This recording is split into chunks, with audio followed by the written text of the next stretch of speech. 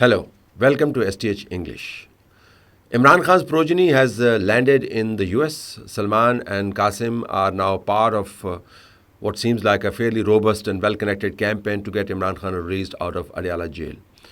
This would really delight Delhi because if you look at the focus of the campaign, Delhi's interests seem to be tallying with the interests of this campaign.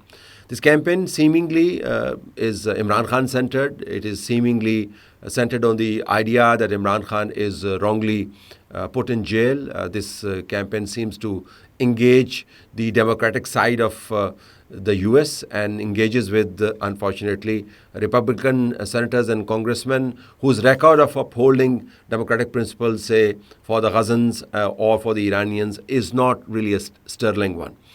But still, it aims to somehow appeal to the democratic and principled conscience of the American policymakers and important people, and then get them into the act of practical lobbying with the Trump administration and get the Trump administration to issue some sort of a statement that will facilitate Imran Khan's release. It's a long supply chain of hopes, and the end result is not guaranteed. But obviously, when you throw in the so-called new weapons of mass communication, that is Imran Khan's sons, and they are backed by the gold of the goldsmiths and their very well-oiled lobbying machine inside Washington, you can say that perhaps a new phase is beginning where Imran Khan-centered campaign is going to bring Pakistan at the center of a rather controversial debate inside the U.S. Echelons of power, that this country, while is important to the U.S., but has deep problems. And that is something which Delhi has also been aiming for. What was Modi government's complaint with the Donald Trump administration?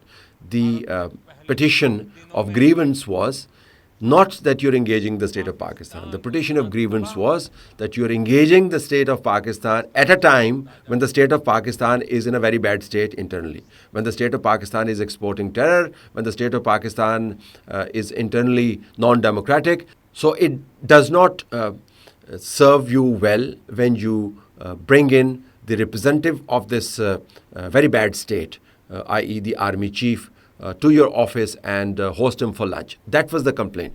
So the issue is not that the state of Pakistan is bad, and this is exactly what Sulaiman and Qasim and their handlers and their funders are also saying. The state of Pakistan is not bad. The state of Pakistan is bad because Imran Khan is in jail.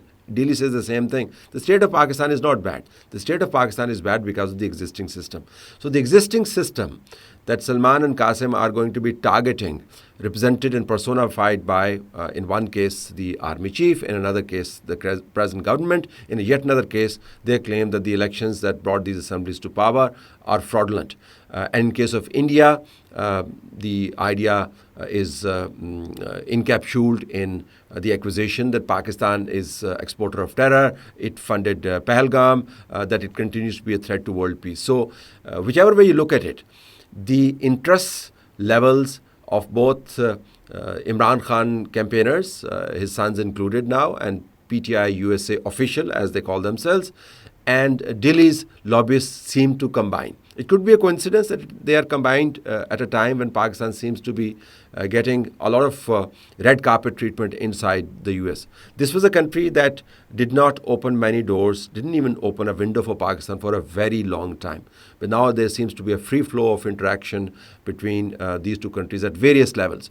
So it is happening at a time when Pakistan seems to have something going for it inside the US. And now you have the Indian lobby, really stepping onto the gas, and the new campaign is starting, spearheaded by Imran Khan's sons. And the aim seems to be to give Pakistan a bad name and let the Trump administration somehow hang it, either sanction it or threaten it with aid cutoff, or isolate it, or impose severe punishment on the state entities like the Pakistan Army, like the ISI, or in case of an individual, probably the Army Chief or the DG-ISI as well.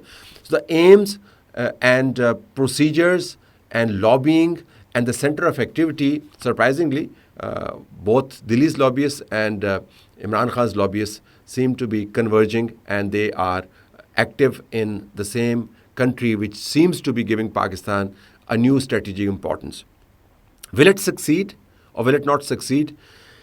Americans have a tendency to essentially know exactly which side of their bread is buttered. So if you look at Isaac Dar, the Deputy Prime Minister and the Foreign Minister, and his engagement with Washington, and if you look at the previous visits as well, including the visit of the Finance Minister and before that, the visit of the Army Chief, you would find that Americans have discovered that engaging Pakistan at multiple levels serves their purpose very well. So once this strategic parameter is decided, much of the lobbying, which is a very strong instrument to influence American policy and outlook, seems to lose speed and steam as well. You can speed it up by putting in more money, and it can blow off much steam on social media as well. But in terms of reaching its destination, that is changing the basic parameter of American policy, it will not go very far, because the American policy parameters are pretty much decided. Will Delhi and PTI official USA combine their efforts at the back end? I will not rule it out, because their aims are the same. Will they be able to get Pakistan sanctioned? I doubt it very much, because the Trump administration seems to have taken a deliberate decision to ward off these demands and focus instead of the benefits of engaging with Pakistan. Will Imran Khan get released?